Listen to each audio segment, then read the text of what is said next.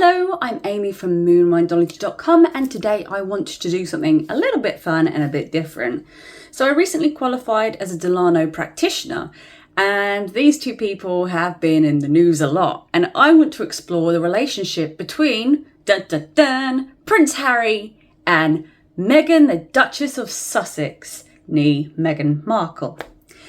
So if we have a quick look at the summary page, you can see that their overall compatibility is pretty low. The modern methods are really important as they tell us how two people get along in general, and that is really low. So if you watch their interview with Oprah, you can see that they have very little connection between them. And we can also look at the karmic glue, which is the pull between two people. I have very high karmic glue with my partner, and I just could not help but talk to him when I saw him. And it really is like a magnetic force. And karmic glue can pull two people together, but it's in the ancient methods that really factor in staying together along with some other elements. So you have the deal makers that add markers for opportunities to have issues, or deal breakers, and then deal makers that play a part in keeping people together and happy. It's important. And then we have the sizzle, and we all probably have the vague idea of what is, and that's the physical compatibility. So we have relationship material, which is directly to do with the areas of life where people impact each other. So looking at our core connection, this is a really challenging set of indicators, and it's pretty impressive that they have stayed together and got married with such a low score on something that really should be so fundamental. Their hidden strengths and weaknesses are absolutely fascinating, because you can see they have a connection between them for Jupiter and Venus. They really do have some common ground here, as they share the same tastes in love and luxury, and they will connect on a romantic level. But not only that, they are good at creating together. Alas, it isn't all roses and love hearts. She does have a tendency to be critical of him, and I would wonder if this manifests as a control over what he wears, eats, or spends his money on. And there can be a bit of button pushing as well as betrayals.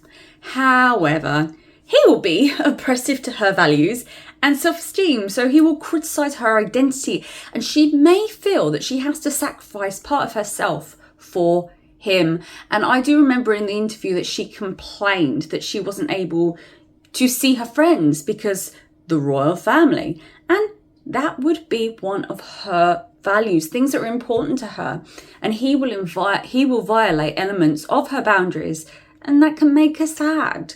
However, if they take breaks from each other and go off maybe jet setting around the world separately, this can really do great things for their relationship.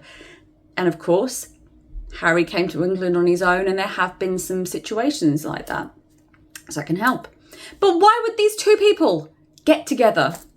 Well, they have a soulmate combination, and this pulls them together, and there can be past life connections with them. But not only that, both of them shine light on each other's Venuses. So this creates a wonderful attraction between them, and there are connections between their moons and Venus as well as the ascendant, and this can create a feeling that the other person is really attractive and they want to be with them, and they may have some kind of idealist fantasy around each other. Oh, you're my prince. And they have some deeply connecting and pulling combinations, which are basic combinations, but they've really overridden the poor points that they have. I mean, these people, they have really strong pull to each other just by the placement of their planets alone and the connection that they make to each other. But there are some low things, and they can drive each other crazy, as there is such a pull between them, and this relationship is very intense. But they do have the ability to do some good for each other, as they have good, subtle tensions. And this is used to work together as opposed to pulling them apart. But the intensity of the relationship and the danger meter is pretty high. There's a possibility of breakups. So they do need to be careful of this. When we look at how they relate to each other, the areas of life that are influenced are, surprise, surprise, the 10th house of career and status is the most activated one. And ironically, I think Harry gets more out of his career by being with Meghan. And if you look at it, it all seems to be very Harry oriented. How many films or series has Meghan done since she became his wife? Well, her career seems to all be running around and doing little things that give her husband credibility. Well, I don't know, credibility is not the right word. Attention, public attention. Hey, all publicity is good publicity. So then the 8th house is activated in Harry's chart. So this can be scandal, but also sexuality. So there's also the 7th house activated, which is the marriage sign. So Harry activates Meghan's 2nd house of family values and money, as well as a 6 of service and health. So timing. They got married when Meghan was in Jupiter, Saturn, and Harry was in Rahu, Venus. Now, I was walking out of the shop the other day and I passed the magazine wraps and I saw something about Meghan and Harry having problems. And that's actually why I wanted to make this video. So Meghan is going to be going into Jupiter Sun in 2026. And I think that this could create problems with her really feeling oppressed by Harry's Saturn. And Harry is currently in Rahu Moon and, it isn't terrible and it can bring them together emotionally. But it can be a lot, just too much in some cases.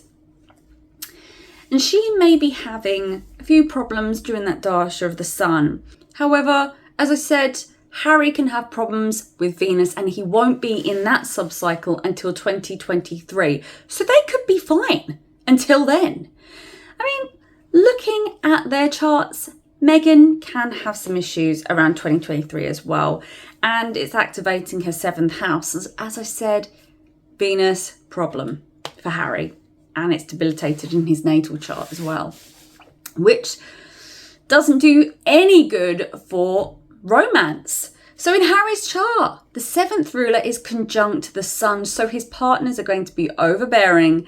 And they may be prone to attention seeking. Be prideful. Meghan's 7th ruler is Saturn and it's jammed between two benefics, which is great. The moon creates waves and instability, as well as somebody who is overly emotional. Jupiter creates an overbearing nature also, as well as a bit of arrogance. So Meghan's Dara Karaka is the moon, and next to Saturn, we have someone who is serious and depressive, and Harry's Dara Karaka is Jupiter, and it's conjunct Neptune closely. Neptune is glamour, the film industry, confusion and deception. And, I hope that they take that time apart and they do respect each other's boundaries enough for them to stay together and be happy. Because I think in astrology, one of the main things that you try to do when you're reading people's charts is you try and steer people towards being happy and the things that are best for them. It's helping people on their life path and trying to help people overcome the obstacles that they have early enough so they don't have to suffer with them. I mean, one of my favourite things that I've heard recently is apparently in India, if they saw the death of the first spouse in someone's chart, they'd marry their daughters off to the goat. So that karma would be spent when that goat dies. Of course, goats don't live very long. So they fulfill the prophecy and the karmic debt that the first spouse dies. I mean, this is a very tricksy way to do it. I have to say, I think it's brilliant if it works. I don't know. I don't really know much about it. I just heard that in a conversation. But it's a really interesting concept. But if you look back at Harry's chart, he does have a tendency towards betrayals and deception, and Harry could be at the receiving end of that. So their relationship really is founded on, a few bonding configurations and a lot of excitement and a great deal of idealism. They do have choppy water and some fighting, but they have a couple of long-term pointers, and I actually think for the most part they will stay together. But of course, there could be some cases of breaking up and returning to each other, but only time will tell. I hope you enjoyed this analysis of Meghan and Harry.